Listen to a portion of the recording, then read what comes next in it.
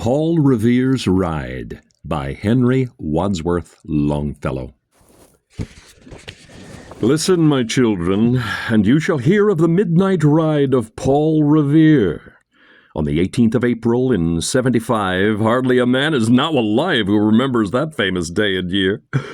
He said to his friend, "If the British march by land or sea from the town tonight, hang a lantern aloft in the belfry arch of the North Church Tower as a signal light.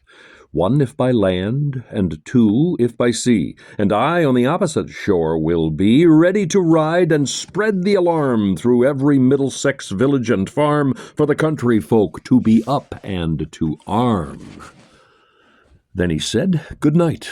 and with muffled oar silently rowed to the Charlestown shore, just as the moon rose over the bay, where, swinging wide at her moorings, lay the Somerset British man-of-war, a phantom ship, with each mast and spar across the moon like a prison bar, and a huge black hulk that was magnified by its own reflection in the tide. Meanwhile, his friend, through alley and street, wanders and watches with eager ears, till in the silence around him he hears the muster of men at the barrack door, the sound of arms and the tramp of feet, and the measured tread of the grenadiers marching down to their boats on the shore. Then he climbed the tower of the old North Church, by the wooden stairs, with stealthy tread, to the belfry chamber overhead, and startled the pigeons from their perch on the sombre rafters that round him made masses and moving shapes of shade, by the trembling ladder, steep and tall, to the highest window in the wall, where he paused to listen and look down a moment on the roofs of the town, and the moonlight flowing over all. Beneath, in the churchyard, lay the dead, in their night encampment on the hill, wrapped in silence so deep and still that he could hear, like a sentinel's tread, the watchful night wind as it went creeping along from tent to tent, and seeming to whisper, "All is well." A moment only he feels the spell of the place and the hour, and the secret dread of the lonely belfry and the dead, for suddenly all his thoughts are bent on a shadowy something far away, where the river widens to meet the bay, a line of black that bends and floats on the rising tide, like a bridge of boats.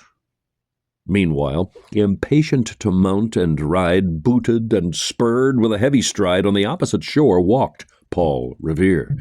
Now he patted his horse's side, now gazed at the landscape far and near, then, impetuous, stamped the earth, and turned and tightened his saddle girth, but mostly he watched with eager search the belfry tower of the old North Church as it rose above the graves on the hill, lonely and spectral and sombre and still. And lo, as he looks, on the belfry's height, a glimmer and then a gleam of light. He springs to the saddle, the bridle he turns, but lingers and gazes till full on his sight a second lamp in the belfry burns.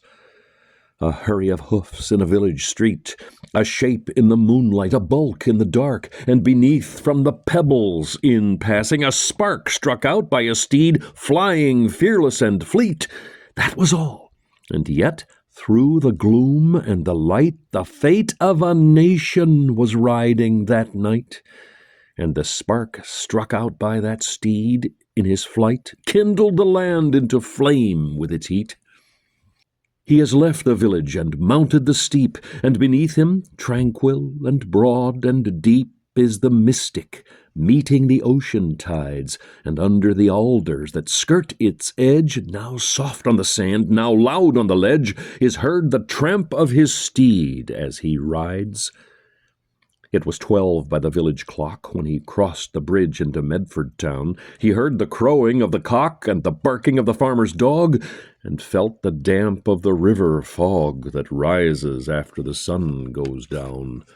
It was 1 by the village clock when he galloped into Lexington. He saw the gilded weathercock swim in the moonlight as he passed, and the meeting-house windows, blank and bare, gaze at him with a spectral glare, as if they already stood aghast at the bloody work they would look upon.